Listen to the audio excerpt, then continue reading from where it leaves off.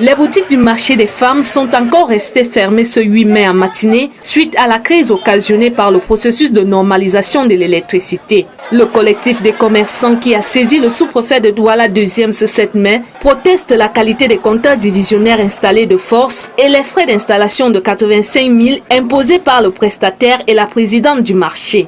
Au terme de ce deuxième jour de négociation, de nouvelles résolutions ont été prises. On s'est dit hier, on était d'accord hier, que tout le monde doit être connecté au réseau Eneo. On s'est entendu hier. Et on s'est encore entendu que quand vous avez un compteur divisionnaire Eneo, chacun paye au tarif Eneo. Là où il y avait problème, c'est que dans la procédure de normalisation de la gestion de l'énergie dans votre espace marchand, Eneo a signé une convention avec l'association des femmes de ce marché. Au sujet des frais d'abonnement, deuxième point de discorde entre les commerçants et la présidente du marché, le chef de terre a instruit un nouveau recensement des boutiques pour une meilleure répartition des charges. Ce matin encore, on n'arrive pas à s'entendre. Il y a 800, 889, 1544, 1700, une boutique. Vous voyez qu'il y a plusieurs...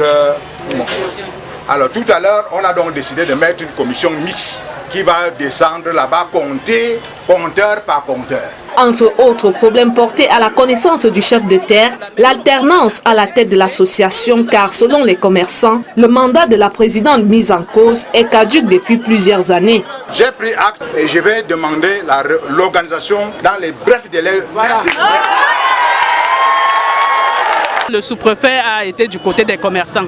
Il est en train de travailler vraiment avec une clarté. Il veut mettre du clair dans le marché des femmes, que tous ceux qui nous roulaient, tous ceux qui avaient des fils contraires à Eneo, monsieur le sous-préfet est en train de faire tout pour bannir cela. Donc l'homme commerçant est désormais vraiment clair et bien. En attendant l'issue de la dernière rencontre qui se tiendra ce vendredi 10 mai, le sous-préfet a instruit l'arrêt de tous les travaux d'électricité dans le marché.